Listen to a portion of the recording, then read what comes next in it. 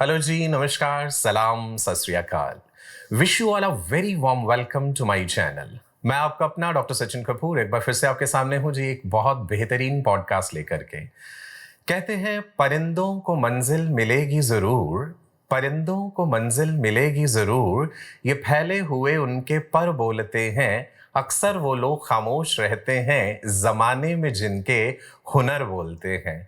कुछ एक ऐसी ही पर्सनालिटी को आज मैं अपने इस मंच पे लेकर के आया हूँ। हालांकि वो किसी भी पहचान के मोहताज नहीं है, लेकिन फिर भी मैं आप लोगों को उनके बारे में थोड़ा सा बताना चाहूंगा।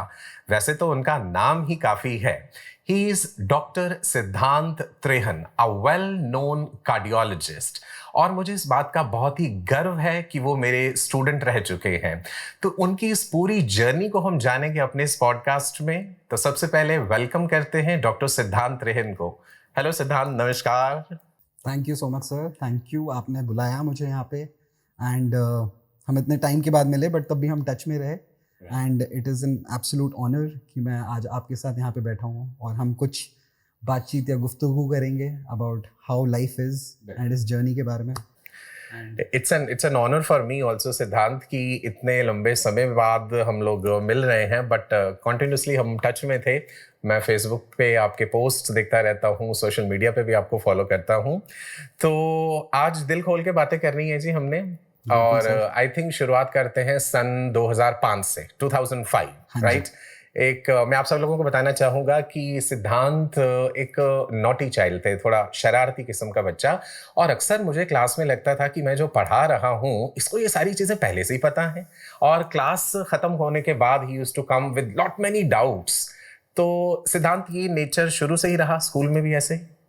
बिल्कुल सर, मुझे ऐसे लगता है कि आपके जो टीचर हैं वो आपके गुरु हैं। और अगर आप अपने गुरु से कोई चीज़ खुल के नहीं पूछ सकते तो शायद या तो आप में कुछ कमी है, आपके गुरु में कुछ कमी है। ट्रू। एंड ये एक रिलेशनशिप बहुत प्योर होना चाहिए। एंड आपको अपने टीचर का एक एक चीज़, एक एक पहलू जो वो आपको बता रहे हैं उसको प्रॉपरली देखना चाहिए, सोचना चाहिए, समझना चाहिए कि क्यों कह रहे हैं।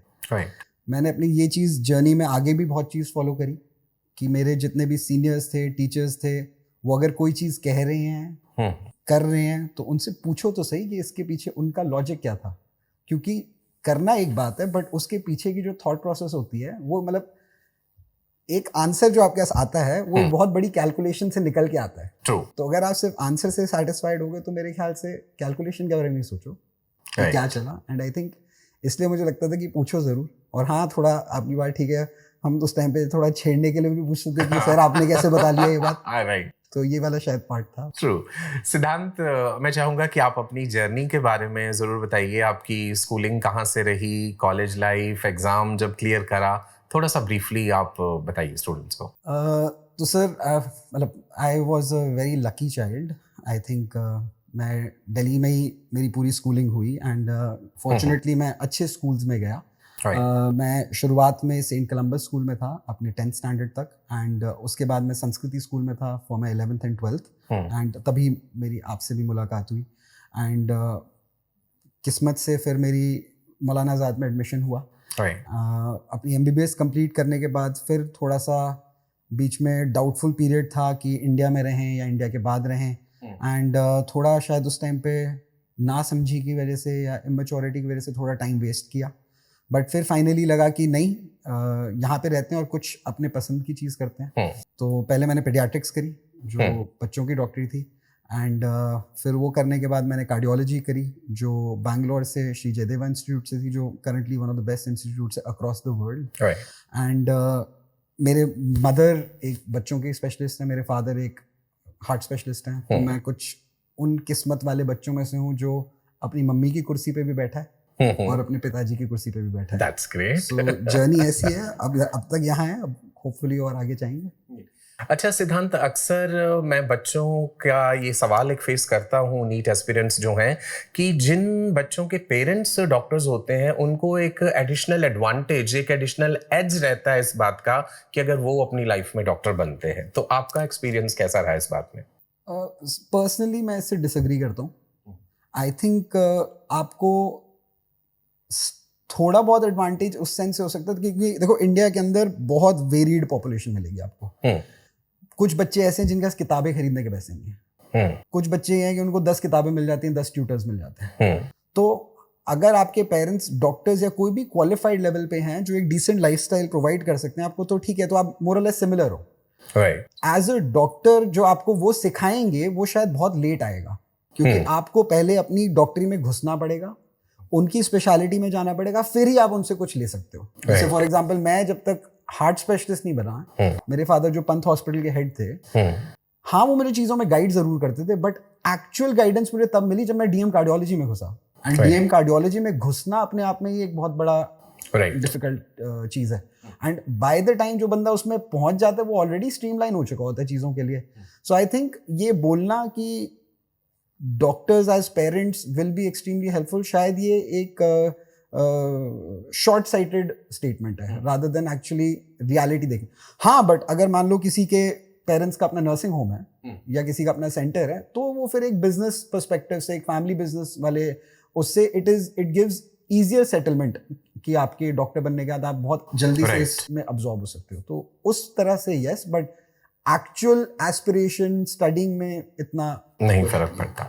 ओके, जब आप 11th एंड 12th में थे तो आपके फेवरेट सब्जेक्ट्स क्या थे, स्ट्रॉन्ग सब्जेक्ट्स क्या थे, वीक सब्जेक्ट क्या थे, और जब फाइनली आपके टाइम पे तो अलग अलग एग्जाम्स थे, डीपीएमटी एपीएमटी अलग होता था, तो कैसा रहा वो अनुभव उस समय का? मैथ्स आपने पढ़ी थी या नहीं पढ़ी थी, उसका फायदा नुकसान बताइए। मैंने मैथ्स भी पढ़ी थी, तो मैं पीसीएमबी में था, इवन दो मुझे सबने कहा कि तू पीसीएमबी क्यों ले रहा है, मैथ्स करके क्या तुझे मिलेगा। But I think somehow maths मुझे बहुत पसंद था स्टार्टिंग से, एंड मैं मैथ्स को छोड़ना नहीं चाहता था। And during my 11th and 12th, तो जैसे हमारे पास 3 सब्जेक्ट्स हैं, फिजिक्स, केमिस्ट्री, बायोलॉजी। मेरे फेवरेट सब्जेक्ट्स तो थे फिजिक्स एंड केमिस्ट्री, क्योंकि मेरा दिमाग थोड़ा लॉजिकल चलता था, एंड क्योंकि लॉजिकल चलता था तो इसी वजह से मैथ्स भी रखी हुई थी। एंड बायोलॉजी में मैं थोड़ा धक्का स्टार्ट था, जहाँ पे मेरे टीचर्स मुझे बोलते थे पढ़ो पढ़ो पढ़ो, एंड तो फिजिक्स केमिस्ट्री मेरे को नेचुरली आ जाती थी, तो उसमें मेरे को टाइम कम लगता था, तो मैं अपना ज़्यादा टाइम बायोलॉजी में लगाता था, क्योंकि मुझे थोड़ा सा फैक्ट्स रटने में थोड़ा सा डिफिकल्टी रहती थी। तो मेरा उस टाइम पे, मैं बायोलॉजी से डरता बहुत था, बट मैं टाइम भी सबसे ज़्यादा उसी में इसीलिए लगाता था, सो दैट कि मतलब डिसेंट मार्क्स तो ऐसे था।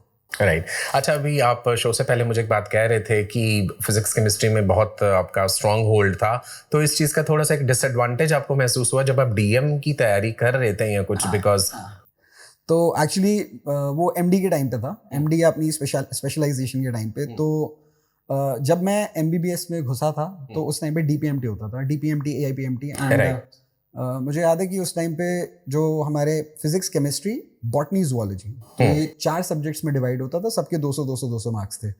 तो मेरी उस टाइम पे फिजिक्स केमिस्ट्री में अराउंड 370-380 आए थे 400 में से, एंड जूलॉजी एंड बॉटनी में मिला के मेरे अराउंड 240 मार्क्स थे। एंड जितने भी लोग दिल्ली के टॉप इंस्टीट्यूट्स में सेलेक्ट हुए थे उसमें मेरे लोएस्ट थे बायोलॉजी में। सो प्रैक्टिकली मेरा जो एडमिशन हुआ था वो प्योरली फिजिक्स एंड केमिस्ट्री के बेसिस पे हुआ है। अब घुस तो गए हम मौलाना आजाद में as a smart student, bright student, जो सब्जेक्ट्स में मोर और लेस इज गुड, सारी चीज़ें ठीक से समझता है, ठीक आंसर्स करता है, पढ़ाई भी ठीक ठाक करता है। बट जब हमने एमबीबीएस खत्म करी, तो अब जब पीजी एग्जाम्स आए, तो पीजी एग्जाम्स के टाइम पे एक बड़ी दुविधा हो गई कि फिजिक्स केमिस्ट्री तो यार निकल ही गई। तो यार बड़ा जो लड़का पहुंचा है यहाँ पे फिजिक्स केमिस्ट्री के बलबूते पे, अब उसकी वो स्ट्रॉन्ग पॉइंट ही निकल गया। तो उस टाइम पे मैंने थोड़ा डिफिकल्टी फेस करी, एंड इसकी वजह से मेरे इनिशियल जो पहला मैंने पीजी एग्जाम दिया उसमें मेरे मार्क्स थोड़े से कम थे। तब मैंने बहुत सोचा कि यूएसएमएलई की तरफ चलते हैं, क्योंकि यूएसएमएलई का एग्जाम जो है वो थोड़ा लॉजिक बेस्ड होता है, जिसमें आपको क्लिनिकल सेटिंग्स दी जाती हैं एंड उसके बेसिस पे आपका क्वेश्चन आंसर्स होते हैं, इन कंपैरिजन टू जो इंडियन मेडिकल स्ट्रक्चर है या जो इंडियन एग्जामिनेशन स्ट्रक्चर जो बहुत ही फैक्चुअल बेस्ड था। So yes, I faced a lot of difficulty during that time. And similarly जब मैं अपनी एमडी के डीएम एग्जाम पे आया, तो अब डीएम एग्जाम में क्या था कि सारा कुछ हट गया था, अब सिर्फ कार्डियोलॉजी बची थी। तो अब क्योंकि पेपर सिर्फ कार्डियोलॉजी का ही होना था, जो मेरा अगेन स्ट्रॉन्ग पॉइंट था, बिकॉज अगेन यू नो उससे बचपन से ही वो पसंद था, वही देखते आ रहे थे, करते आ रहे थे। तो अब जब बाकी सब हट गया और सिर्फ कार्डियोलॉजी रह गई, then I excelled in my marks and luckily I got into one of the best institutes. तो this is how कि different subjects ने play around किया in my journey, and I think अपनी strengths को समझना is extremely important. अगर आप अपनी स्ट्रेंथ्स को अर्ली पकड़ लो तो आपको पता है कि इसको डेवलप करने के लिए आपको कितनी एनर्जी लगानी है एंड आपकी वीकनेस को आपको कितना टाइम एंड एनर्जी देना है depending on the situation. So I think इस मामले में थोड़ा स्मार्ट हो गए थे after the first PG exam जो पुअर गया था and luckily things worked out. Great. एक स्टूडेंट्स का और बड़ा सवाल रहता है, उनके मन में एक जिज्ञासा रहती है. सिद्धांत की 11th 12th में एनसीईआरटी हमने पढ़ ली. आपके टाइम में और अब के टाइम में काफ़ी डिफरेंस आया है एग्जाम के पैटर्न में, लेवल में भी, और कॉलेज में जाकर के एमबीबीएस में तो मज़े ही मज़े हैं. तो ये ट्रांजिशन कैसा रहता है एक बच्चे के लिए from 12th to MBBS first year? Transition in a way आप ये कह सकते हो कि जब आप 12th दे रहे होते हो तो आपको पता है कि आपके सामने एक ये एग्ज़ाम है या ये टारगेट है जिसके लिए आप प्रिपेयर कर रहे हो. जब आप फर्स्ट ईयर एमबीबीएस में आते हो आप रिलैक्स हो जाते हो कि चलो वो टारगेट मैंने अचीव कर लिया. अब मेरा जो नेक्स्ट मेन टारगेट है वो या तो मेरा फर्स्ट प्रोफेशनल एग्जाम है या मेरा जो पीजी एग्जाम आएगा 4-5 साल के बाद. एंड जब आप एक स्ट्रीमलाइंड प्रोग्राम में आ जाते हो जो एक एमबीबीएस का प्रोग्राम हो गया तो आपको पता है कि अब आपको इस टाइम पे ये करना, इस टाइम पे ये करना, इस टाइम पे ये करना और आपने ऐसे पास हो जाना. राइट. जो मतलब जो इक्वेशन वेरिएबल बन जाती है वो बनती है जब आप एंट्रेंस एग्जाम्स में होते हो. क्योंकि अब कुछ स्ट्रीमलाइन नहीं है. अब आपको पढ़ाई करनी है और किस्मत पे बैठना है कि भाई आपके नंबर इतने आ जाएंगे कि आपको सीट मिलेगी या नहीं मिलेगी. सो क्योंकि बंदा 12th क्लास से सीधा फर्स्ट ईयर में जब आया होता है, आई थिंक इनिशियली तो it is a huge relief. And then obviously because India का कॉलेज लाइफ बहुत डिफरेंट है compare to school life in comparison to if you look at the west, जहाँ पे उनकी school life is also very similar कि मतलब you know people don't have to go in uniforms, things are relatively more relaxed. तो उसके comparison में it is a huge relief and मतलब एक ड्रामेटिक चेंज ज़रूर होता है but in a good way होता है. एंड देन आपके पास टाइम होता है कि आगे देखेंगे कि क्या होता है. राइट. अच्छा, कितना स्ट्रेसफुल रहता है एक डॉक्टर का जीवन कह लीजिए, या 12th के बाद ये जो पढ़ाई लिखाई है, क्या ये सारी उम्र ही पढ़ाई लिखाई करनी पड़ेगी हमारे बच्चों को? अगर आपको अच्छा डॉक्टर बनना है और अच्छा बने रहना है तो आपको पढ़ाई करनी पड़ेगी अच्छे से. right. और आपको पढ़ाई लगातार करनी पड़ेगी बिकॉज अनफॉर्चुनेटली ये जो फील्ड है ये अभी फाइनली इवॉल्व नहीं है. ये जो अपने जो डार्विन्स एवोल्यूशन कॉन्सेप्ट जो आप ही ने मुझे पढ़ाया था, बिल्कुल. तो क्योंकि चीजें कंटिन्यूसली इवॉल्व कर रही हैं और चीजें ड्रामेटिकली चेंज होती रहती हैं, तो आप अगर पढ़ते नहीं रहोगे तो आप हमेशा अहेड ऑफ द गेम ही रहोगे. इसका मैं आपको बहुत सिंपल एग्जांपल देता हूँ. कोविड था तो आई थिंक कोविड हम सब ने ही देखा है. बिल्कुल. हम में से ऐसा कोई भी नहीं है जिसने कोविड नहीं देखा. ट्रू. कोविड मेरे हिसाब से पहली बार थी जब इंसान नेचर से लड़ रहा था. ट्रू. आज तक कभी भी ऐसा नहीं हुआ कि कोई बीमारी पैदा हुई और 3 महीने में वायरस का पूरा जीनोम आपके पास है. बिल्कुल बिल्कुल. 6 महीने में आपके पास वैक्सीन तैयार है. राइट. कोई उस टाइम पे रिटुक्सिमैब लगा रहा है, कोई टोक्लिजुमैब लगा रहा है, किसी को नहीं पता. एंड थोड़े टाइम के बाद लगाने के बाद कहा नहीं यार ये तो यूजलेस है. थोड़े टाइम के बाद कहा ये तो यूजलेस है. एंड इसमें इवेंचुअली लोग उसी लॉजिक पे आ गए कि एक वायरल निमोनिया को कैसे ट्रीट करना है. तो it is right in front of us कि कोविड में हमें पहले लगा कि इसको ऐसे ट्रीट करना है, इसको ऐसे ट्रीट करना है, इसको ऐसे ट्रीट करना है, ये वैक्सीनेट करना है. And it is evolved right in front of us. तो बिकॉज अगर जो बंदा उसको पढ़ता नहीं रहेगा तो वो प्रॉपरली पेशेंट्स को best standard of care at that point in time नहीं दे पाएगा. True. तो बड़ी बार होता है कि आप मतलब आपने देखा था कोविड के टाइम पे बड़े सारे लोगों की प्रिस्क्रिप्शन थी, उनको जुकाम खांसी हो, हर सिम्टम पे एक गोली लिख रहे थे. right. तो मतलब मेरे पास पेशेंट्स आए जिनकी प्रिस्क्रिप्शन में 20-20 गोलियां लिखी हुई थी एंड मेरे को वो साइंटिफिक नहीं लगी ट्रीटमेंट. मैंने सब काट के सिर्फ 3 गोलियां लिखी जो साइंस ने मुझे बताई. right. मेरे को मेरे पेशेंट का डॉक्टर साहब डॉक्टर ही हो ना पक्का, आपने तो 3 ही गोलियां लिख दी. वो डॉक्टर साहब कह रहे थे 20 गोलियां, आपसे ज्यादा सफेद बाल है उनके, बट वो आप तो सिर्फ 3 गोलियों पे लिख रहे हो. तो इवेंचुअली उन्होंने गोलियां ली, वो ठीक हो गए. फिर वो कहते हैं यार आप तो बड़ी कमाल किया. तो पॉइंट इज कि आपको साइंटिफिक प्रैक्टिस करनी है and scientific practice will keep on changing. जैसे जैसे हमारे पास नया नया एविडेंस आता रहेगा, नई मेडिसिन आ रही हैं, हमारी अंडरस्टैंडिंग ऑफ डिजीज बेटर हो रही है. बड़ी सारी बीमारी जो पहले डायग्नोसिस ही नहीं होता था अब डायग्नोज होने लग गई. तो आपको कंटिन्यूसली पढ़ता रहना पड़ेगा. एंड अगेन इसमें एक मैं एस्टेरिस्क लगाता हूं कि अगर मान लो किसी को कंटिन्यूसली नहीं पढ़ना and they want to be content and एक simple level of medical practice करनी है, तो जिस साल भी आप अपनी फाइनल पढ़ाई करो ना, उस साल बहुत अच्छी पढ़ाई करो। ओके। मतलब आप उस साल के टॉप लेवल की पढ़ाई करके निकलो। लेट्स से फॉर एग्जांपल कोई आज अगर इंसान, जैसे मैं कार्डियोलॉजिस्ट हूँ, तो आज कोई डीएम कार्डियोलॉजी करके निकल रहा है, तो 2025 की उसके पास सारी नॉलेज होनी चाहिए। ओके। बिकॉज वो इस नॉलेज को एटलीस्ट नेक्स्ट 20-25 ईयर्स तक यूज जरूर कर सकते हैं। एंड देन ऑब्वियसली थोड़ी बहुत मेडिकल ये जो CMEs वगैरह होती हैं, तो उससे आप थोड़ा बहुत गेन करते रहते हैं। And I think it will always be a continuous ever evolving profession. Great. आपके आइडियल कौन रहे? सो मेरे आइडियल स्टार्टिंग से मेरे फादर रहे हैं। एंड वो क्योंकि जीबी पंत हॉस्पिटल के हेड ऑफ कार्डियोलॉजी थे, राइट, एंड बहुत ही इंस्पायरिंग थे सबके लिए। मतलब उनके स्टूडेंट्स के लिए, आसपास के सारे लोगों के लिए, सारे लोग बहुत उनके बारे में हाईली बात करते थे। Even though he was in a government practice, not मतलब फाइनेंशियली ऐसा कुछ नहीं था कि वो बहुत ही कुछ कलाकार या बहुत अमेजिंग कुछ कर रहे हो, बट रिस्पेक्ट जो उन्होंने कमांड करी बिना डिमांड किए, वो एक ऐसी चीज थी जो मुझे शुरुआत से इस प्रोफेशन की तरफ ड्रॉ कर रही थी। जब भी मुझे लगता था कि वो कमरे में आते थे 10 डॉक्टरों के बीच में, एक ऑरा चेंज हो जाता था कि त्रेहान सर आप बताओ। तो क्योंकि उनको मैंने देखा, जो रिस्पेक्ट उन्होंने कमांड करी, तो मुझे था कि यार ऐसा ही कुछ करना है। right. और विद टाइम देखा यार, कार्डियोलॉजिस्ट क्योंकि इतना stressful and life saving profession है, तो उसकी वजह से जो रिस्पेक्ट वो कमांड करते हैं इन अ सिंगल रूम, जो वो आ जाते हैं, that is something very different. And I think because of that I have been biased, I would say, to get into cardiology from the start.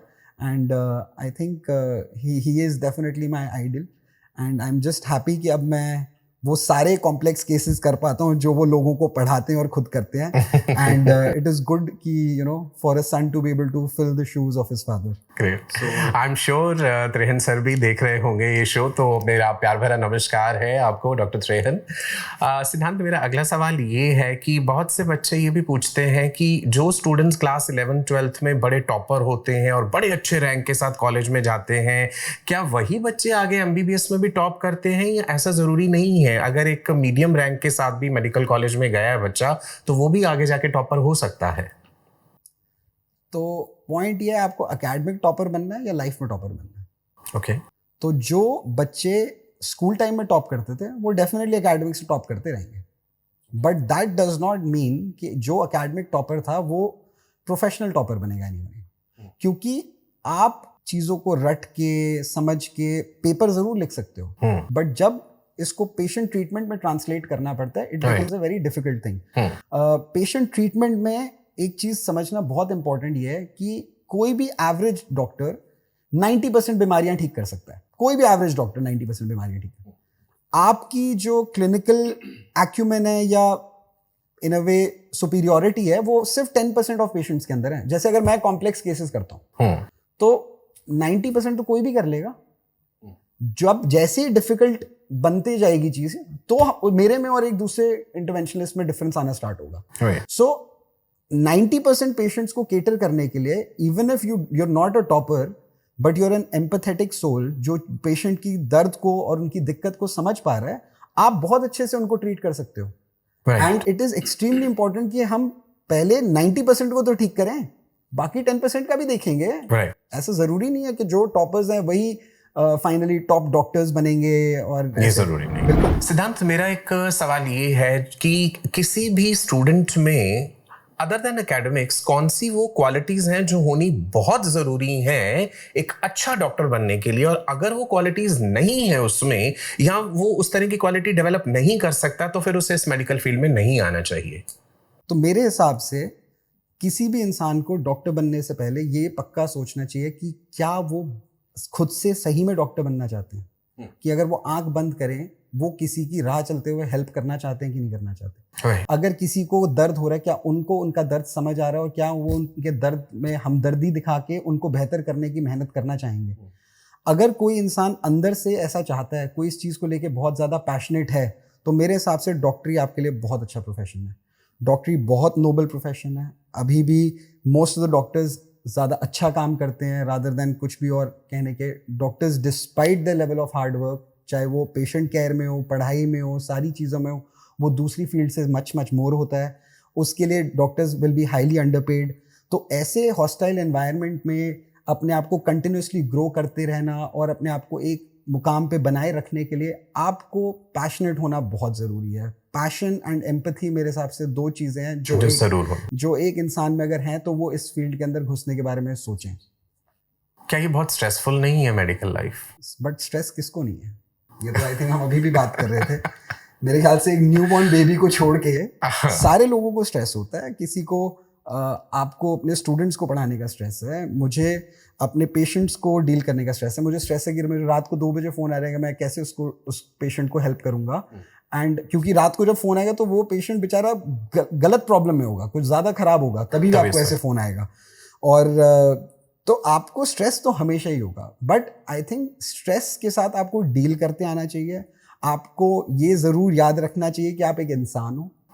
एक इंसान को वो सारी चीज़ें जो उनका स्ट्रेस रिलीव करती है वो सारी चीज़ें रखनी चाहिए, चाहे वो फैमिली का प्यार हो, चाहे वो दोस्तों के साथ टाइम हो, चाहे वो कोई स्पोर्ट हो, चाहे वो वोकेशन हो. अगर आप ये चीज़ें करते रहोगे तो आई थिंक आप स्ट्रेस का डील बेटर करोगे. स्ट्रेस इज कंसिस्टेंट, स्ट्रेस सबको होगा. आपकी dealing of the stress will be better अगर आप सारी अपने इसको थोड़ा सा रिलीज करते रहोगे. सो ये चीज़. ओके सिद्धांत, मैं एक सवाल पूछना चाहूँगा आपसे ये कि आपने सैकड़ों पेशेंट्स देखे हैं अपने करियर में. जनरली एक जो है समझ है हम लोगों में कि हार्ट रिलेटेड प्रॉब्लम तो बूढ़े लोगों को ही होती है, 40+ एज में जा करके हो गई, उससे पहले तो नहीं होती. तो आपका इसमें क्या कहना है? कम से कम एज का आपने क्या ऐसा केस देखा कि बहुत यंग एज में भी लोगों को हार्ट प्रॉब्लम हुई हो? तो एक्चुअली ये एक ओवर सिंप्लीफाइड क्वेश्चन है.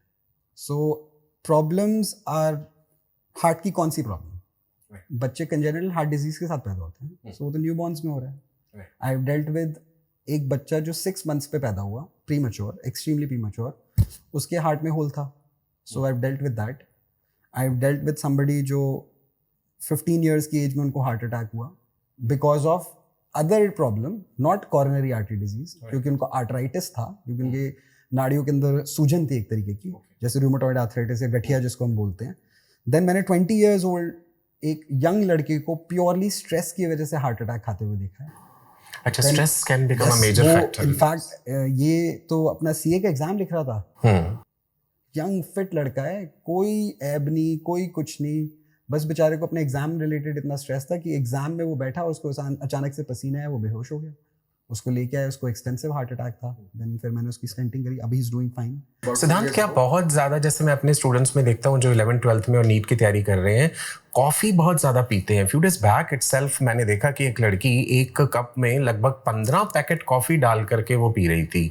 सो इज इट गुड इतना ज़्यादा कॉफ़ी पीना बच्चों के लिए? आई थिंक अगेन ये गुड है या बैड है, we have to see from which perspective are we looking at it. अगर हम कार्डियक हेल्थ के बारे में सोच रहे हैं तो मतलब अच्छा नहीं कहूँगा, बट अगर हम कहेंगे कि यही बहुत बुरा है तो शायद वो भी एक मतलब ओवर स्टेटमेंट होगी कि कॉफ़ी ज़्यादा पीना एक बैड हैबिट की तरह है, जैसे कोई और बैड हैबिट है. अगर कोई फूड फैड में बिलीव कर रहा है कि नहीं हम सिर्फ पत्ते ही खाएंगे, या कोई कह रहा है हम सिर्फ नॉन वेजिटेरियन खाएंगे, या हम बहुत ज़्यादा टी पियेंगे, तो आई थिंक ये फैडिज्म पे ज़्यादा चले जाते हैं. And faddism is obviously going to be bad. अगर हम अदर देन कार्डियक हेल्थ के बारे में देखें, यस, एक्सेसिव कॉफ़ी ड्रिंक करने से आपके स्किन थोड़ी सी ख़राब होती है, आपको पेट में अल्सर्स हो सकते हैं, ठीक है ना, थोड़ा सा ब्लड प्रेशर अप डाउन हो सकता है.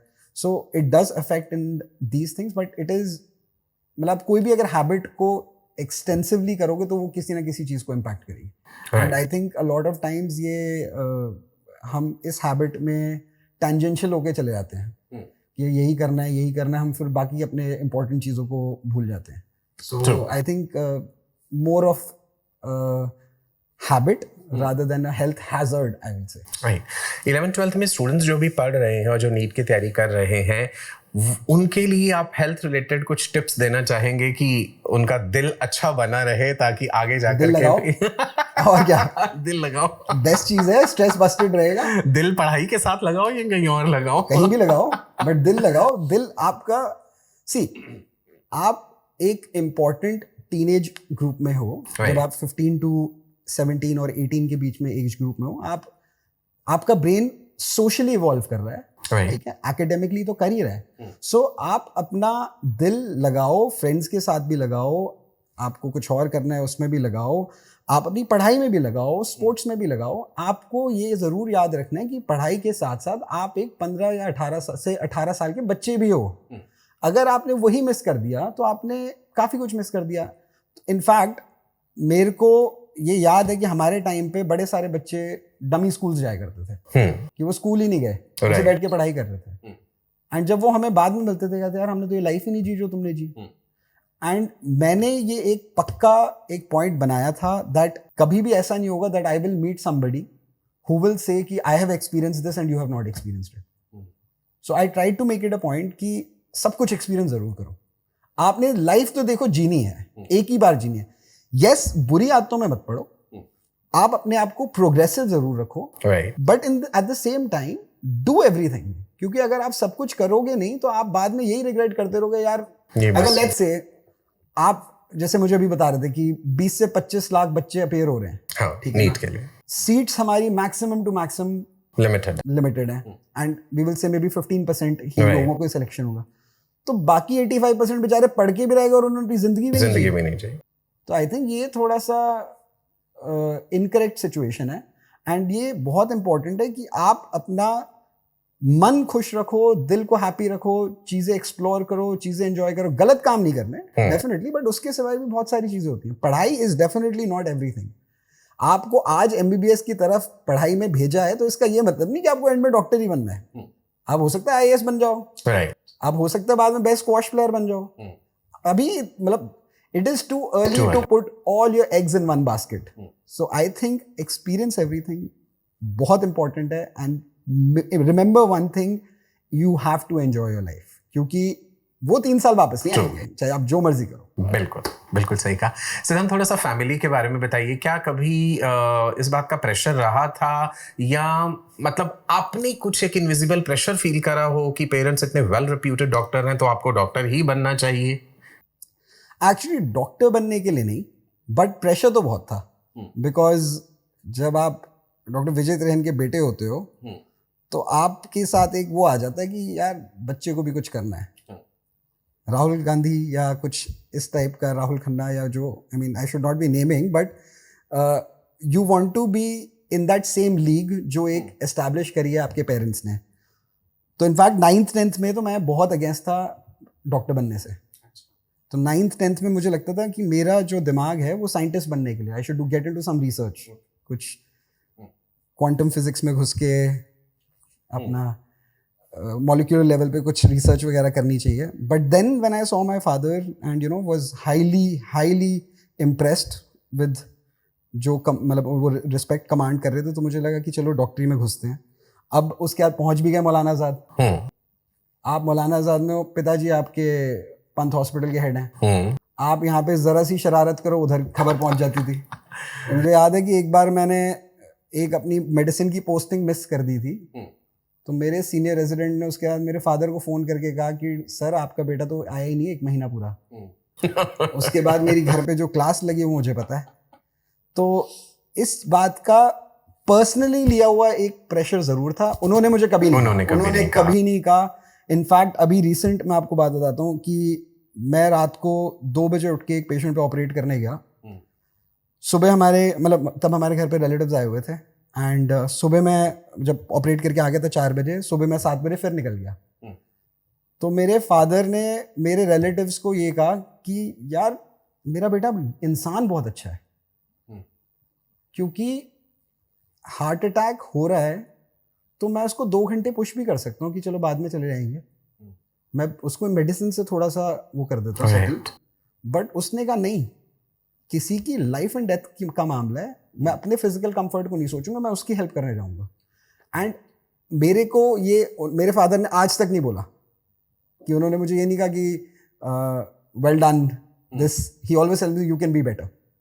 बट ये वो मुझे मेरे फेस पे बोलते हैं, मेरे पीठ पीछे वो ये बोलते हैं कि I am so proud of him, कि वो अच्छा इंसान बन गया है। एंड ऑपरेटिंग स्किल्स तो इज मे बी कि वो एक अलग पॉडकास्ट के लिए डिस्कशन है कि ऑपरेटिंग स्किल्स में कैसे डेवलप हुई, जो वो बात करेंगे. बट उन्होंने कभी प्रेशर नहीं डाला. मेरी मदर ने तो कभी भी बिल्कुल भी, she is the most happy person in the world. तो वो हमेशा बच्चों की और मेरी खुशी के लिए ही उन्होंने अपनी जिसको कहते हैं जान पूरी समर्पित कर ली जिंदगी. और कभी प्रेशर किसी ने कुछ नहीं दिया. और उन्होंने कहा कि जो करो अच्छा करो, बस अच्छा बंदे बनो. अच्छा, एक थोड़ा सा पर्सनल सवाल, क्या एक डॉक्टर को एक डॉक्टर से ही शादी करनी चाहिए? लाइफ पार्टनर डॉक्टर हो तो ज्यादा बेहतर रहता है या ऐसा कुछ जरूरी नहीं है?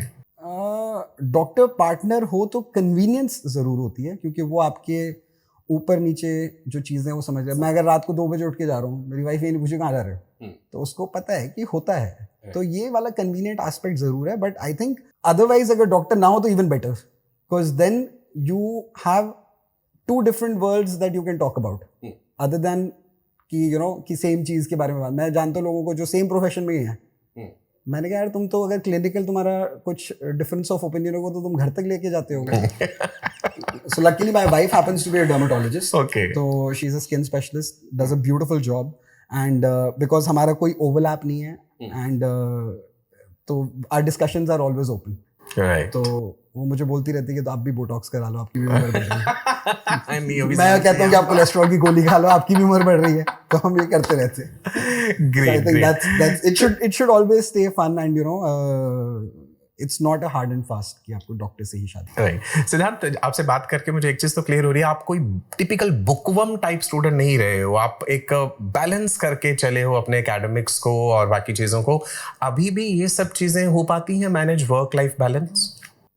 सर बुकवर्म तो मैं कभी भी नहीं था. मैं एक्चुअली बुकवर्म में तो इतना पुअर था कि अगर मैं एक वो पढ़ लूँ पेज और उसमें मान लो कुछ भी लॉजिकल नहीं है, तो मैं जैसे ही दूसरे पेज पे जाता हूँ मेरा पहला पेज बिल्कुल क्लीन स्लेट हो चुका होता था. But at the same time अगर मेरे का कुछ लॉजिकल है तो आप वो जो मर्जी करो मुझे भूलेगा नहीं. फॉर एग्जाम्पल जब ये DPMT का भी मैंने एग्जाम दिया था, तो हमारे उस टाइम पे फिजिक्स केमिस्ट्री के बड़े सारे थ्योरा होते थे, थ्योरम्स होते थे, फॉर्मूले होते थे. मैंने आज तक एक भी फॉर्मूला नहीं रटा. मैं बैठे बैठे वहाँ पे डिराइव करता था, डिफरेंशिएशन इंटीग्रेशन करके उनको ऑन पेपर डिराइव करा, कैलकुलेशन करी, आंसर निकाला एंड नेक्स्ट. सो बुकवर्म वाला पार्ट तो कभी भी नहीं था. सो मैं हमेशा लॉजिकल था. एंड मतलब सबका एक एट्रीब्यूट होता है, एंड ये मेरा एट्रीब्यूट था कि आपका दिमाग ऐसे चलेगा, आपका दिमाग ऐसे नहीं चलेगा. वो मैं लकीली टाइमली समझ गया. एंड क्योंकि मैं समझ गया तो मैं अपना ज़्यादा टाइम रटने में नहीं वेस्ट करता था, रादर देन कि मैं अपना लॉजिकल वाली चीज़ों को पढ़ने में ज़्यादा क्लियरली करता. एंड मेरे मार्क्स में भी हमेशा वो दिखता ही था. Right, great. अच्छा, आपने ये कब डिसाइड करा था MBBS करते टाइम ही कि आगे क्या करना है, किस स्पेशलाइजेशन या सुपर स्पेशलाइजेशन में जाना है? तो ये जनरली कब माइंड बन जाता है बच्चों का? मेरा तो खैर पहले से ही था कि मुझे कार्डियोलॉजिस्ट बनना है, टू बी ऑनेस्ट. बल्कि मेरा पीडियाट्रिक्स करने के बाद माइंड जरूर स्वे हुआ कि मैं कार्डियोलॉजी करूँ या मैं पीडियाट्रिक इंटेंसिविस्ट बन जाऊँ, क्योंकि मैं इंटेंसिव केयर में बहुत अच्छा था. सो यूजुअली लोगों को जब अपनी MBBS के दौरान उस जर्नी पे होते हैं तब वो इस चीज़ को समझते हैं. एंड अनफॉर्चुनेटली ये अभी भी बहुत ही ज़्यादा गाइडेड चीज़ है कि उसने बोला ये कर लो तो ये कर लेते हैं. मेरा इसमें ओपिनियन ये है कि सारे बच्चों को MBBS कंप्लीट करने के बाद अपनी एक थरो इंटर्नशिप करनी चाहिए. थरो इंटर्नशिप का ये मतलब नहीं कि आप डिफरेंट डिपार्टमेंट्स जाके पेपर्स भर रहे हो, ट्रीटमेंट्स लिख रहे हो, ये नहीं. Get actively involve in the treatment part of it.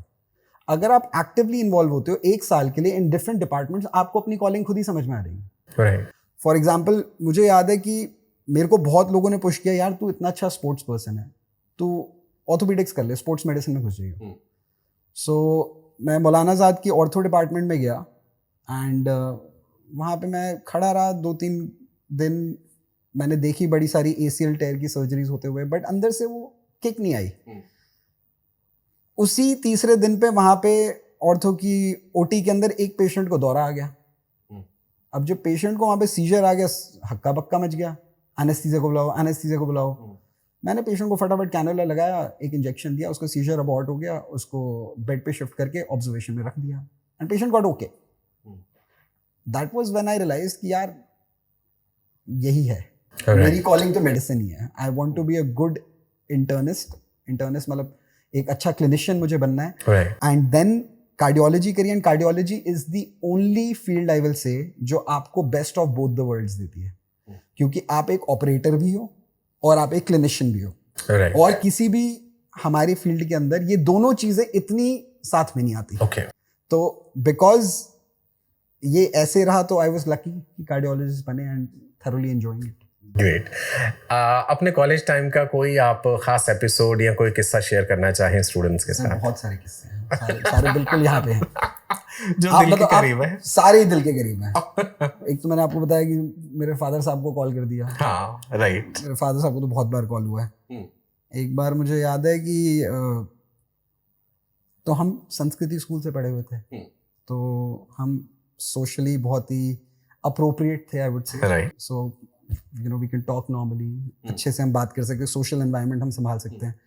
And उस टाइम पे अगर आपको याद हो, फच्चे का बड़ा कॉन्सेप्ट। हाँ, बिल्कुल। फ्रेशर बच्चे को फच्चा बोलते थे। राइट। तो मौलाना आजाद में एक एंटी रैगिंग कैंपेन होता था, जिसमें फर्स्ट 1 मंथ के लिए फर्स्ट ईयर्स को, मतलब उनकी गार्डेड कॉरिडोर्स होते थे, उनको सीनियर से मिलना नहीं दिया जाता था। तो मैं थोड़ा सा वोकल था, मैंने यार क्या ही होगा, थोड़ी रैगिंग कर देंगे ना, चलो बाहर चलते हैं। तो मैं अपने साथ 15-16 फर्स्ट ईयर्स को लेके हमारे वहाँ पे नेस्कैफे जो काफ़ी फेमस है मौलाना आजाद का, वहाँ पहुँच गया। वहाँ पे जैसे ही हम गए तो जैसे कि कोई नए बच्चे आए हैं, हाँ। तो सब लोगों ने वो देख फच्चा। हाँ। मैंने कहा यार ये व्हाट इज दिस फच्चा, आई मीन मुझे नहीं पता, गाली वाली दे रहे हैं। तो एक मेरे सीनियर जो अब मेरे काफ़ी अच्छे मित्र हैं वो, बट उस टाइम पे तो हम फर्स्ट इंटरेक्शन था हमारा, तो उन्होंने मुझे कहा तू फच्चा है। मैंने कहा फच्चा क्या होता है? कहते तू फच्चा है ना। मैंने कहा देखो गाली मत दो आप। मैंने कहा मैं आपसे रिस्पेक्टफुली बात कर रहा हूँ, तो आप रिस्पेक्टफुली बात करो। कहते तू फच्चा ही तो है। तो मैंने कहा नहीं यार क्या होता है फच्चा, मैं ऐसा कुछ नहीं हूँ, मैं सिद्धांत हूँ, आप मुझसे आराम से बात करो। तो कहते नहीं तू ज्यादा मत बोल, नीचे अपने तीसरे बटन पे देख, मतलब ऐसे देखो। मैंने टी शर्ट पहनी, मैंने कहा सर इसमें तो 2 ही बटन है बस। उसके बाद वो अपने दोस्तों को, यार कोई रोक लो मुझे, मैं मार दूंगा इसको, मैं मार दूंगा इसको। एंड मेरे दोस्त कह रहे यार तू क्या पंगा ले रहे हैं यहाँ पे, देखो वो फच्चा एक स्टैंडर्ड डीयू का टर्म है, वो बोलते हैं, एंड तू उस पे ऐसे पंगा क्रिएट कर रहा है। मैंने कहा मैंने बट करा क्या, इसमें मेरी क्या गलती है, मुझे नहीं समझ में आती है सारी चीजें। तो आई थिंक वो टाइम था। एंड देन थोड़ा बहुत ऐसी बेसिक रैगिंग हुई, but college was a really good time, really good time. And I think people should enjoy that time. पढ़ाई तो होती है, obviously होती है, but you should always enjoy it as well. So great. एक और चीज़ आपसे पूछना चाहूँगा, बहुत से बच्चे ऐसे हैं जो हिंदी मीडियम से 11th और 12th की पढ़ाई करते हैं और नीट की परीक्षा भी हिंदी मीडियम से ही देते हैं, एंड वी नो दैट आगे MBBS की पढ़ाई तो इंग्लिश में ही है। हालांकि भारत में कुछ जगहों पे उन्होंने फर्स्ट ईयर में हिंदी की किताबें भी इंट्रोड्यूस करी हैं। तो because you have studied in very good schools and you have excellent command of English language also, और आप मुझे ये बात भी बता रहे थे कि आप इस चीज़ का एक बहुत एडवांटेज रहता है कि आप इंटरनेशनल कॉन्फ्रेंसेज अटेंड करते हैं, इंटरनेशनल रिसर्च पेपर्स पढ़ते हैं। सो उन बच्चों के लिए थोड़ा सा गाइड कीजिए कि जो हिंदी मीडियम 11वीं 12वीं तक पढ़ चुके हैं और ये जो ट्रांजिशन होगा अब आगे, और अगर आप एक through out world well reputed doctor बनना चाहते हैं तो इस चीज़ को कैसे कॉप अप करें? I think it doesn't matter, ये हमारा बनाया हुआ है, सोशली बनाया हुआ है, सिर्फ इंडिया में का बनाया हुआ है।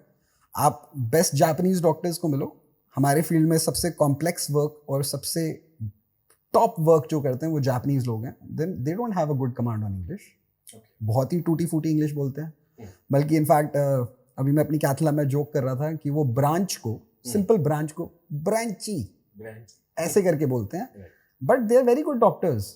आई थिंक ये लैंग्वेज बेस्ड बिल्कुल नहीं होना चाहिए, आपको पता होना चाहिए आपने प्रैक्टिस कहाँ पे करना है। अगर आपको मल्टीपल लैंग्वेजेस आती हैं तो it is even better, because जैसे मैंने बोला था कि इस फील्ड में एम्पैथी और बातचीत की बहुत ज्यादा जरूरत है। अगर आप अच्छे से कम्युनिकेट नहीं कर पाओगे तो आप शायद अपने फील्ड को इतना अच्छा जस्टिस नहीं दे पाओगे। मतलब मैं आपको एक बड़ा बढ़िया एग्जांपल देता हूँ। मैंने कार्डियोलॉजी करी बैंगलोर से, ठीक है ना।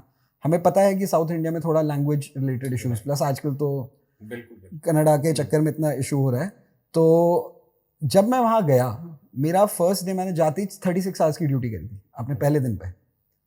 अब मुझे तो आती ही नहीं थी कन्नड़ा बिल्कुल भी, एंड मैं इमरजेंसी में बैठा हूँ तो उन्होंने क्या करा, सारे हिंदी स्पीकिंग जो पेशेंट्स थे उनको मेरी तरफ करा, जो 10% थे, बाकी 90% दूसरे डॉक्टर्स को दिखाया। तो मुझे बड़ा बुरा लगा इस चीज़ को। बट इससे भी ज़्यादा मुझे बुरा लगा कि नेक्स्ट डे जब मैं आईसीयू में था तो एक पेशेंट एक्सपायर हुआ था एंड मैंने उसकी डेथ का उसके अटेंडेंट्स को हार्ट इल्ला करके बताया था कि हार्ट इल्ला मतलब हार्ट नहीं है। ओके। एंड मुझे उस टाइम पे इतना बुरा लगा कि ये जो मेरा पेशेंट था, ये जो 60 ईयर ओल्ड मेल, ये 60 साल की अपनी जिंदगी का एक जर्नी सफर करके खत्म यहाँ हुआ और उसको मैंने ऐसे बताया कि हार्ट इल्ला। तो मुझे वो अच्छा नहीं लगा। फिर मैंने कन्नड़ा सीखी। तो मुझे लगता है कि आपको अपनी एरिया ऑफ प्रैक्टिस की लैंग्वेज में बहुत थरो और अच्छा होना चाहिए सो दैट आप कम्युनिकेट बहुत अच्छे से कर पाओ, क्योंकि communication is 99% of the thing. ठीक, तो अगर आप कम्युनिकेट नहीं कर पा रहे हो तो वो बड़ी प्रॉब्लम है। अगर आप अदरवाइज हिंदी में बोल रहे हो, it's not a problem. I think जो आपको जज कर रहे हैं वो गलत है। राइट। सिद्धांत, एक और बहुत अहम सवाल रहता है बच्चों का, बिकॉज नीट में सभी का स्कोर तो बहुत बेहतर नहीं आ पाएगा, सभी बच्चों को सरकारी कॉलेज नहीं मिल पाएगा। तो बहुत स्टूडेंट्स होते हैं जिन्हें गवर्नमेंट कॉलेज मिल रहा है और बहुत ऐसे हैं जिन्हें प्राइवेट कॉलेज मिल रहा है, और सरकारी में भी सबको इक्वली अच्छा नहीं मिल पाता। तो ये एमबीबीएस करना किसी भी कॉलेज से ये कितना अहम रहता है आगे की जिंदगी के लिए? मेरे हिसाब से एक गवर्नमेंट कॉलेज में घुसने का एक ही एडवांटेज होता है, वो ये है कि अगर आप एक अच्छे गवर्नमेंट कॉलेज में हो तो आपके आसपास के जितने भी बच्चे होंगे वो आप ही के टाइप के या आप ही के एक सिमिलर स्कोर वाले बच्चे होंगे। सो इनफैक्ट जैसे मैंने आपसे थोड़ी देर पहले भी डिस्कस किया था कि फाइनल रिजल्ट जो होगा वो एक क्रॉस प्रोडक्ट होगा हार्डवर्क का और एक बच्चे के इंटेलेक्ट का। तो जो भी फाइनल स्कोर आ रहा है उसका, तो ये सारे सिमिलर लेवल के बच्चे एक जगह पे इकट्ठे हो जाएंगे इन अ गवर्नमेंट कॉलेज। जब आप एक इस टाइप के एनवायरनमेंट में होते हो जहाँ पे आपके आसपास सारे लोग, एक जिसको हम क्रीम किसी ज़माने में कहा करते थे, जब अगर आप ऐसे किसी गवर्नमेंट कॉलेज में हो तो आप ऑलरेडी एक मोटिवेटेड या एक ड्रिवन स्ट्रक्चर में हो या एक ड्रिवन प्रोग्राम में हो। तो यहाँ पे जनरली चीज़ें थोड़ा सा सिंपलर और कंपटीशन के साथ ही नेचुरली आ जाती हैं। Whereas if you're in a private college, but then again, ये जो मैं बात कर रहा हूँ टॉप गवर्नमेंट कॉलेजेस की बात कर रहा हूँ, कोई अपना फार नॉर्थ ईस्ट में या फार डाउन साउथ किसी स्मॉल सिटी के गवर्नमेंट कॉलेज को मैं आप इसको इतना इक्वेट नहीं कर पाओगे। देन प्राइवेट कॉलेजेस के अंदर एक चीज़ बहुत अच्छी होती है, उनकी चीज़ों का इंफ्रास्ट्रक्चर मच बेटर होता है। Hostels will be better, there lecture theatres will be better, उनके anatomy theatres will be better, जो उनके फिजियोलॉजी लैब्स होंगी वो बेटर होंगी, उनके लैब्स का इक्विपमेंट मच बेटर होगा, आपको मॉडर्न हार्डवेयर का थोड़ा सा एक्सपोजर मिलेगा। But at the same time क्योंकि अब आपके जो साथ वाले जो बच्चे हैं वो थोड़ा उतना ड्रिवन नहीं होंगे जो इन कंपैरिजन टू जो बच्चे गवर्नमेंट कॉलेज में। बट अगर हम प्योर अपॉर्चुनिटी एज एक इंडिविजुअल के हिसाब से बात करें, मेरे हिसाब से प्राइवेट कॉलेजेस पीछे बिल्कुल भी नहीं है। प्राइवेट कॉलेजेस के अंदर स्ट्रिक्टनेस ज़्यादा है compare to government colleges. Private colleges के अंदर आपको जो एक्सपोजर जो मिलता है चीज़ों का, इट इज़ बेटर।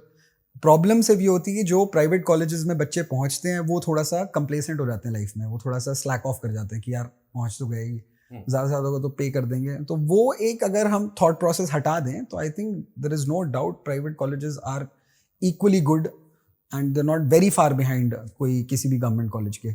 इनफैक्ट मैंने बीच में जब अपनी डीएनबी करी थी तब मैंने अपने आप को कंपेयर किया था कि अगर मैं एमडी पीडियाट्रिक्स कर रहा होता किसी गवर्नमेंट कॉलेज से, उसमें और मेरे में क्या डिफरेंस। तो मैंने ये रियलाइज़ करा कि अगर मैं वहाँ से एमडी कर रहा होता तो मैं 1000 मरीज देखता, बट मैं 1000 मरीज क्वालिटी से नहीं देखता। यहाँ पे मैं 50 पेशेंट्स देखूंगा, बट 50 पेशेंट को मैं बिल्कुल A to Z तक देखूंगा। राइट।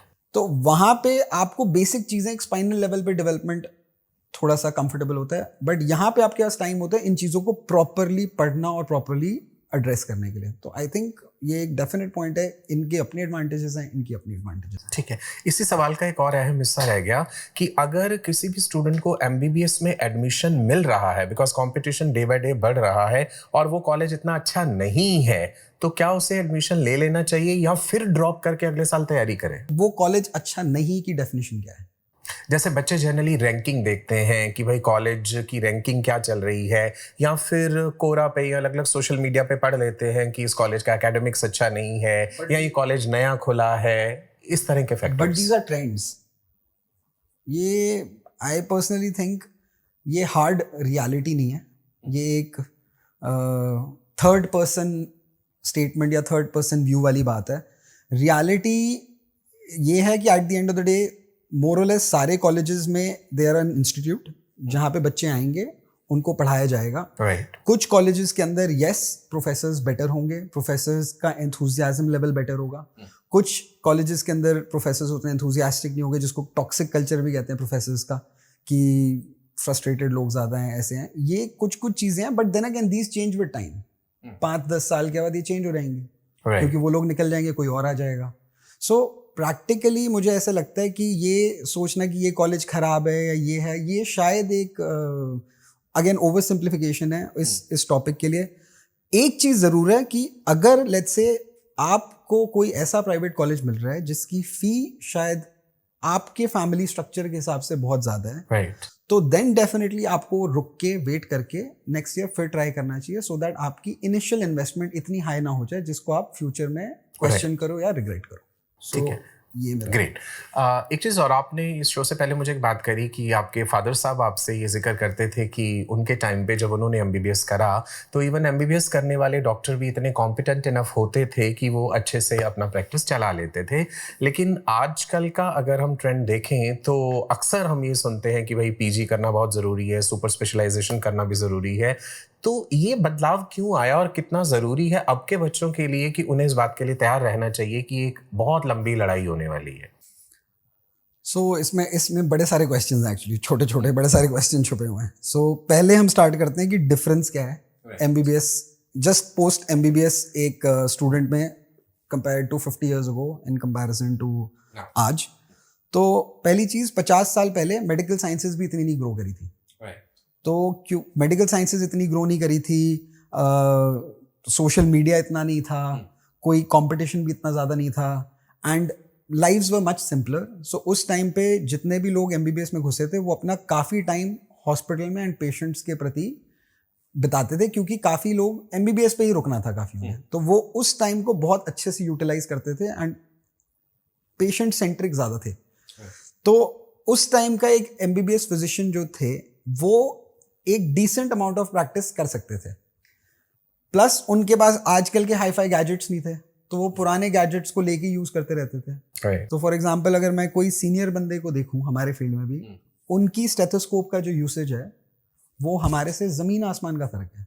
वो ऐसी छोटी छोटी चीज़ें पिक कर लेते हैं जो हम लोग मतलब मिस कर देते हैं बहुत, क्योंकि हम कहते हैं यार क्या सुन रहे हो, इको करो ना सीधा, ये क्या कर रहे हो, सीधा एक्सरे करो ना, क्योंकि हमारे पास ये वाली चीज़ें आ गई हैं. वो उस जमाने में नहीं थी, तो वो लोग as clinicians were ahead of अस.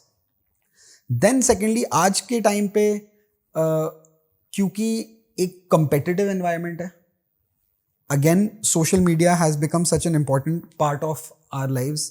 सब लोगों को पता है कि ये करोगे तो उसके बाद ये करना है, ये करोगे तो उसके बाद ये करना है.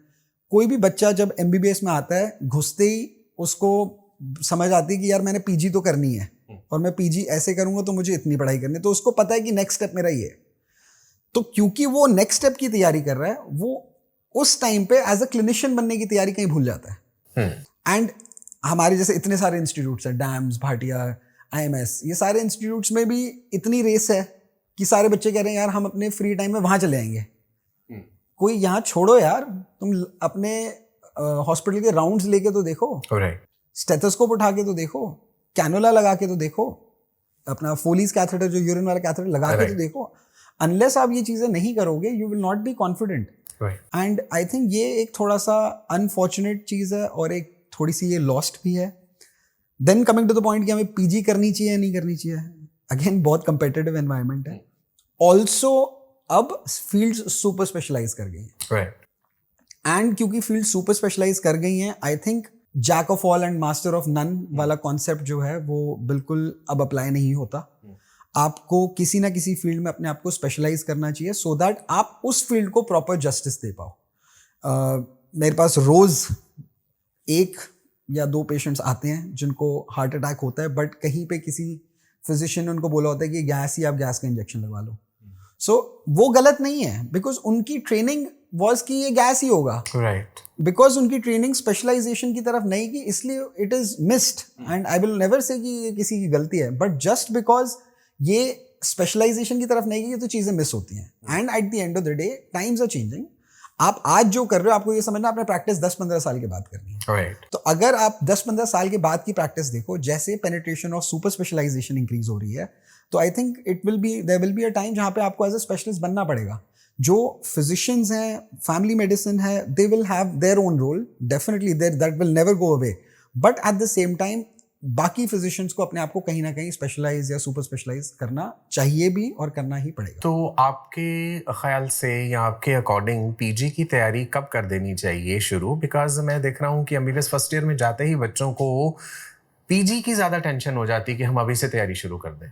मैं पर्सनल पर्सपेक्टिव से भी बता सकता हूँ और एक लॉजिकल पर्सपेक्टिव से भी बता सकता हूँ। बिल्कुल, दोनों। लॉजिकल पर्सपेक्टिव तो यही है कि आपको स्टार्टिंग से ही कर देनी चाहिए तैयारी, क्योंकि मैंने देखा है अब, और आई एम श्योर आपके भी स्टूडेंट्स जो आपको बताते होंगे, जिन्होंने 4-5 साल लगातार तैयारी करी उन्हीं के नंबर आते हैं। राइट। पीजी की तैयारी में समहाउ वो क्रैश कोर्स करके ये करके वो करके अनफॉर्चुनेटली वो चीज नहीं बनती। हाँ। तो अगर जो बंदा 4-5 साल लगातार पढ़ाई कर रहा है वो तो डेफिनेटली क्रैक करेगा ही करेगा। ये है लॉजिकल सॉल्यूशन फॉर दिस। अब मेरा पर्सनल सॉल्यूशन इसमें थोड़ा सा अलग है। मैं ये कहता हूं कि आप पीजी करो, किस में करोगे आपको क्या पता। राइट। आप तो एक एमबीबीएस में फर्स्ट ईयर में एक न्यू सोल आए हो, which is a clean slate, and I am saying कि मतलब लेट्स रिमूव कि किसी का कोई बैकग्राउंड है कि फादर यूरोलॉजिस्ट हैं या मदर पीडियाट्रिशियन है या mother gynaecologist, let's take all those things out. अगर लेट्स से एक नाइव बच्चा जो आया है फर्स्ट ईयर एमबीबीएस में, इसको अभी कुछ नहीं पता, इसको सिर्फ पढ़ना आता है। राइट। इसको और कुछ नहीं आता या आती, आई मीन। तो ये अगर अभी से पढ़ाई कर रहे हैं, किस चीज के लिए पढ़ाई कर रहे हैं? तो मेरा इसमें पर्सपेक्टिव ये है कि बच्चों को पढ़ाई तो करते रहो, देन फाइनली आप जब आपकी इंटर्नशिप आती है तब आप जेन्युइनली 1 साल अपना सारे डिपार्टमेंट्स में रहो। ठीक। और डिपार्टमेंट्स रहने का ये मतलब नहीं है कि आप जाके रिपोर्ट्स ले आए, फाइल्स भर दी, ये नहीं। आप पेशेंट के ट्रीटमेंट प्लान में एक्टिवली इन्वॉल्व हो। बेसिक प्रोसीजर्स जो होते हैं, कैनुला, फोलीज डालना, कहीं पे कोई बोन मैरो करना, इंटुबेट करना, ये बेसिक प्रोसीजर्स आपको करने चाहिए। जब आप ये सारी चीजें एक्सपीरियंस कर लोगे तो आपको अपने आप से ही अंदर एक ड्राइंग आ जाएगी, यार मैं इस तरफ इंक्लाइन हो रहा हूँ। अगर आपको वो चीज आ जाएगी, एंड मैं ये बात वैसे कहना चाहता हूँ, ये मैं सबको कहता हूँ, I think finding your final specialisation और super specialisation is as important as एक पार्टनर ढूंढना। ओके। क्योंकि अगर आप इस स्पेशलाइजेशन के साथ अपने आप को मैरी नहीं करोगे, राइट, आपकी वो तू में चलती रहेगी, यार क्या यार फिर आ गया एक पेशेंट, क्या यार फिर आ गया एक पेशेंट। नो, अगर आपको इस फील्ड को पसंद है, कोई फील्ड आपने अपने आप को उससे मैरी किया, you will always be happy, you will never regret a single day. You ask me, मैं रोज सुबह उठता हूँ, I am very excited to go to work.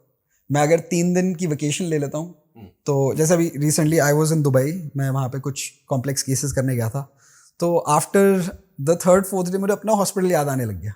अच्छा, कि यार अपने लाला जी जितने भी हैं उनसे बात करेंगे, थोड़ा उनका ट्रीटमेंट करेंगे, मतलब I was missing that environment. So I think ये it is only because luckily I found my calling, and मैं फाइनली उसी फील्ड में आया जो मैं करना चाहता था।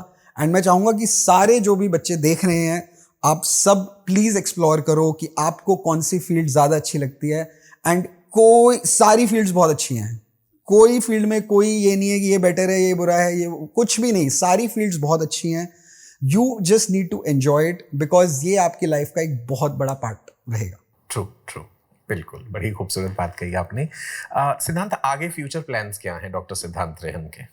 आई think I am on my journey. So अभी मैंने रिसेंटली प्रॉक्टरिंग स्टार्ट किया था। सो प्रॉक्टरिंग बेसिकली इज कि आप अलग अलग जगहों पे जाके कॉम्प्लेक्स केसेस करते हो, and I get invited at a lot of international and national fora, जहाँ पे हम जाके इंटरवेंशनल कार्डियोलॉजी को फर्दर डिस्कस करते हैं। So for me, I think my personal plan is to be able to keep doing this for a long time, take care of my own health, so that मैं ये चीज़ को continuously कर पाऊँ। जैसे जैसे newer technologies आ रही हैं, I would like to B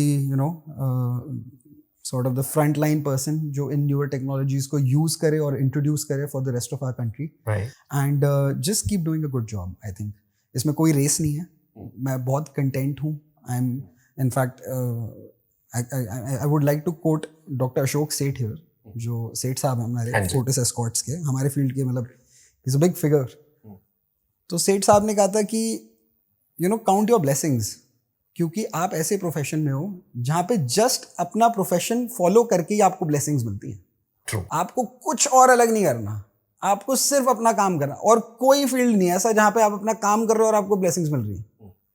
so count those blessings and be expressive, vocal. अपने पेशेंट्स को भी बताओ कि हमने अगर आपकी ज़िंदगी बदली तो आपने भी हमारी ज़िंदगी बदली। Right.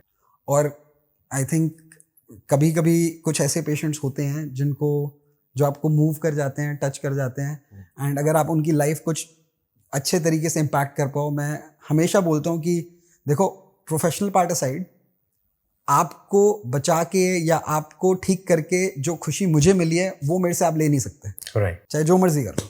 तो I think let god be kind enough कि हम ये चीज़ें करते रहें और कर पाएँ professionally, and then personal front पे भी ग्रो करते रहे। सो थोड़ा सा पर्सनल सवाल, your dad is also a well known cardiologist and undoubtedly you are also. कभी किसी केस को लेकर के ओपिनियन डिफरेंस हुआ? डेली। अच्छा। डेली। सो क्या है कि पहले आई थिंक 3-4 years तो इतना नहीं होता था, बट अब बहुत डिफरेंस ऑफ ओपिनियन होता है, क्योंकि अब मेरा भी एक बहुत ही वेल फॉर्म्ड माइंड है। राइट। एंड आई थिंक जो डिफरेंस इन ओपिनियन होता है, ये पेशेंट को नहीं पता कि उसकी कितनी अच्छी किस्मत है, क्योंकि उसके लिए दो बहुत ही कॉम्पिटेंट दिमाग बहस कर रहे हैं। Right. So it is never an ego battle between the two of us, never ever. तो जैसे वो कहते हैं ना, there is more than one way to skin a cat, there is always going to be more than one way to do an operation. Right. But हर case को I think हम लोग बहुत ऑब्जेक्टिवली अपने पर्सनल प्लान्स के साथ debate करते हैं, आर्ग्यू भी करते हैं, but it's a healthy argument. And patients की किस्मत इतनी अच्छी है कि दो इतने कॉम्पिटेंट लोग आपके लिए आर्ग्यू कर रहे हैं। इनफैक्ट मैं अपने पेशेंट्स के साथ मजाक भी करता हूँ कभी कभी कि अगर एक तिरहन नहीं बचा पाए तो दो तो बचा ही लेंगे, चाहे जो मर्जी हो जाए। तो आई थिंक ये बहुत ही I mean I count my blessings कि having him as a mentor right next to me, and अब कमिंग टू अ प्लेस जहाँ पे यू नो कि हम उनसे आर्ग्यू भी कर पाते हैं। इनफैक्ट मैं इसमें एक बड़ा अच्छा इंसिडेंट बताता हूँ। तो मैं कहता हूँ कि मैं बहुत अच्छा ऑपरेट करता हूँ और मैं कॉर्नरी आर्टरीज में कहीं पे भी कुछ भी कर सकता हूँ। कोई भी कहे कि यहाँ पे स्टेंट नहीं डल सकता, बता दो, I will be able to successfully implant it. Despite that level of skill, जब भी मैं कोई कॉम्प्लेक्स केस करता हूँ, मैं हमेशा अपने फादर से पूछता हूँ कि आपको क्या लगता है मैं स्टेंट यहीं छोड़ूं या 2 मिलीमीटर आगे छोड़ूं। अब ये इतनी टेक्निकल बात है कि बंदा यार छोड़ दो, क्या फर्क पड़ता है, पहुंचा तो दिया ही ना आपने, लगा दो वहां पे। पॉइंट ये है कि उन्होंने पिछले 40 साल से देखा है कि इतना लगाया हुआ स्टेंट ऐसे बिहेव करेगा, इतना लगाया हुआ स्टेंट ऐसे बिहेव करेगा। अब इनकी ये सारी बातें 3-4 साल से मैं सुन रहा हूँ, सीख रहा हूँ, दैट्स व्हाई मैं आगे भी सिखाता हूँ। तो इंसिडेंट ये था कि अभी आई थिंक 2-3 हफ्ते पहले की बात है, एक किसी सीनियर IAS ऑफिसर के ब्रदर को ऑपरेट कर रहे थे, and he was very particular कि मुझे सिर्फ डॉक्टर त्रेहन ही ऑपरेट करेंगे, मतलब मेरे फादर।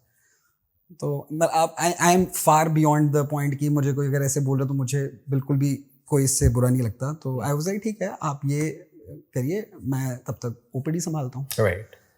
तो मैं OPD में बैठा हुआ था, तो मुझे मेरा टेक्नीशियन आया कि सर आपको डॉक्टर त्रेहन बुला रहे हैं।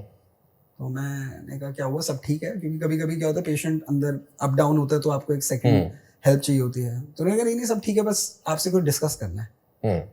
तो मैं अंदर गया तो उन्होंने मुझसे पूछा तुझे क्या लगता है कि इस स्टेंट में यहाँ तक लगाऊं या यहाँ तक लगाऊं। तो मुझे लगा कि अगर ये हो गया तो आपने ठीक कर लिया। So this was a very you know special incident जो मेरे साथ हुआ, एंड आई थिंक ये बहुत अच्छा है, सो दैट हम दोनों मिलके अपने फिजिकल और मेंटल बेस्ट वर्क प्रोवाइड कर पाए। बिल्कुल। अच्छा सिद्धांत, एक चीज़ मैं चाहूँगा कि आप बच्चों को इस बात पे गाइड करें, क्लास 11th एंड 12th के स्टूडेंट्स को, या जो ड्रॉपर स्टूडेंट्स भी हैं, वो क्या रिसोर्सेज फॉलो करें अपने इस नीट एग्ज़ाम की तैयारी के लिए, बुक्स कौन सी रेफर करें? आजकल तो यूट्यूब पे भी बहुत सारा मटेरियल अवेलेबल है, तो आपका क्या सजेशन है इस चीज़ में? मेरा इसमें सजेशन बहुत ही ऑब्जेक्टिव है। तो आप जो भी कर रहे हो, देखो अगर मान लो कोई बच्चा पढ़ाई कर रहा है, आपके पास कोई तरीका नहीं है उसको जज करने का कि ये पढ़ाई ठीक है, कर रहा है, नहीं कर रहा, क्या है।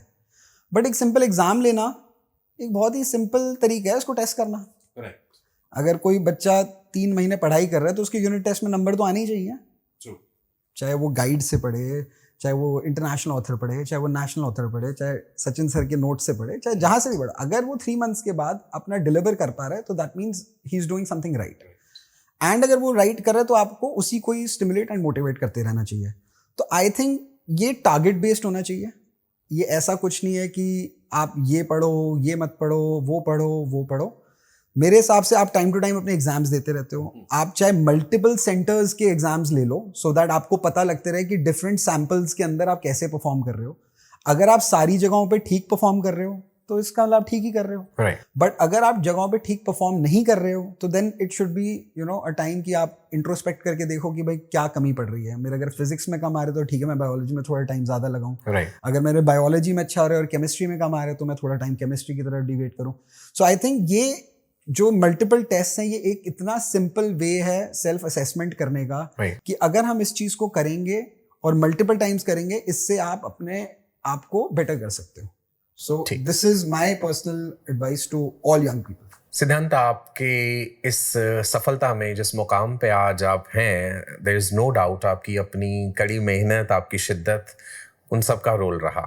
आपके टीचर्स का कितना रोल रहा? कुछ ऐसे टीचर्स जिनको आप याद करना चाहें अपने स्कूल टाइम के, या जब आपने कोचिंग ली, या जब आप कॉलेज में थे, बताइए जरूर टीचर्स का कितना योगदान। Sir, if I have to be honest, I think कोई भी इंसान जहां पे भी पहुंचा होता है वो इतने मल्टीपल फैक्टर्स से गुजरता हुआ आ रहा है कि उस सफर का एक भी चीज अगर आप चेंज कर दोगे तो शायद आप उधर पहुंचोगे ही। वो जो कॉन्सेप्ट है of parallel universes, I am a strong believer of it. And I think कि अगर मैं जो भी आज यहाँ पे पहुंचा हूँ, it is definitely because of years and years कि पहले पेरेंट्स ने आपको कुछ करा, grand parents were also there which who I always remember. And in fact मेरे को याद है, मेरे आई विश मेरे दादा दादी ने मुझे डीएम करते हुए देखा होता, क्योंकि उनकी एक बहुत ही दिलो तमन्ना थी कि साडा पुत्र विजय ना वधिया कीता तो साडा पोता भी कुछ करे।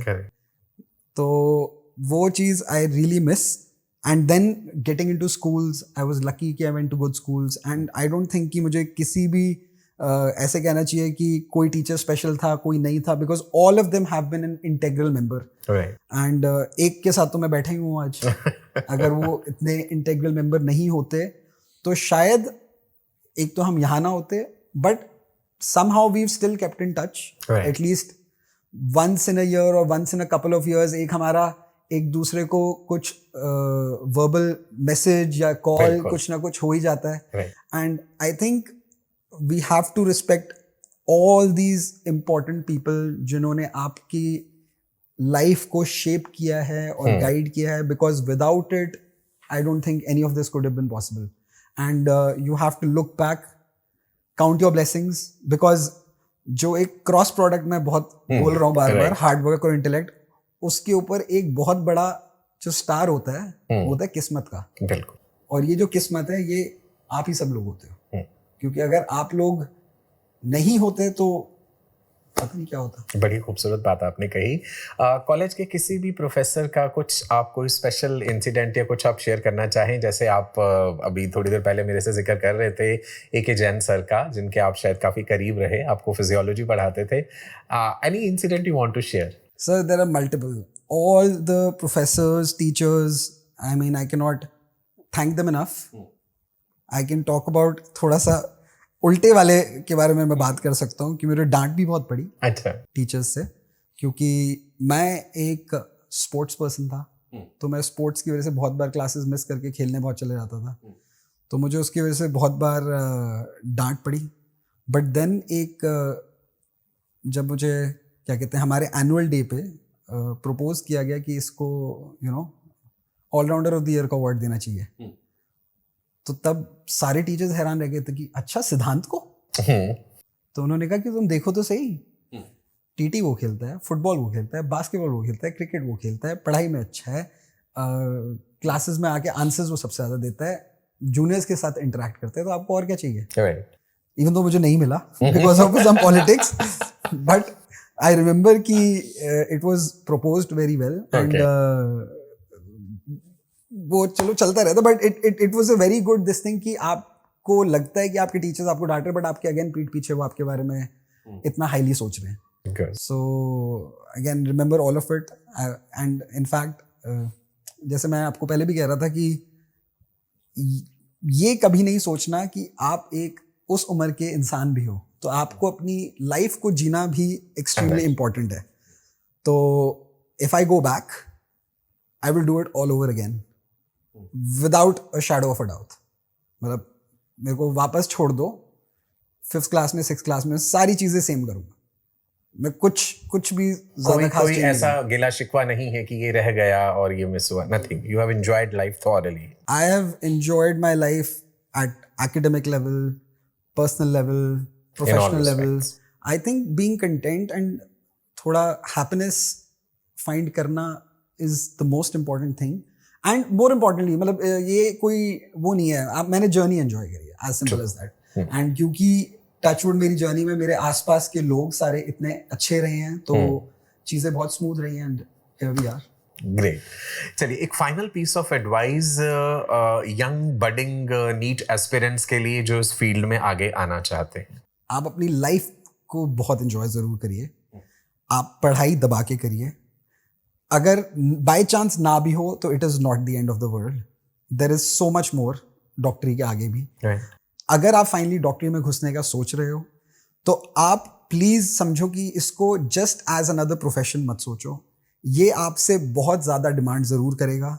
आपके अंदर एक पैशन और एक एम्पैथी लेवल जो है वो बहुत जनरेट करेगा. एंड अगर आप ये सब करते रहोगे तो आप इसको बहुत एंजॉय करोगे, क्योंकि और कोई फील्ड नहीं है जो आपको सिर्फ प्रोफेशन के साथ ही ब्लेसिंग्स देगा. ट्रू. बहुत ही खूबसूरत बात कही. कहते हैं मंजिलें उन्हें नहीं मिलती जिनके ख्वाब बड़े होते हैं, मंजिलें उन्हें नहीं मिलती जिनके ख्वाब बड़े होते हैं, मंजिलें उन्हें मिलती हैं जो जिद पर अड़े होते हैं. सो अगर आपने ठान लिया है, जैसे डॉक्टर सिद्धांत रेहन ने कहा, कि अपना पैशन जो है उसे फॉलो कीजिए और लाइफ को एंजॉय भी कीजिए, एक बैलेंस बना करके चलिए. थैंक यू सो मच सिद्धांत, आप मेरे शो पे आए और आपने इतना वैल्यूएबल टाइम दिया. It was wonderful having you on the show. Thank you so much. Thank you, sir. It was an honor. Great.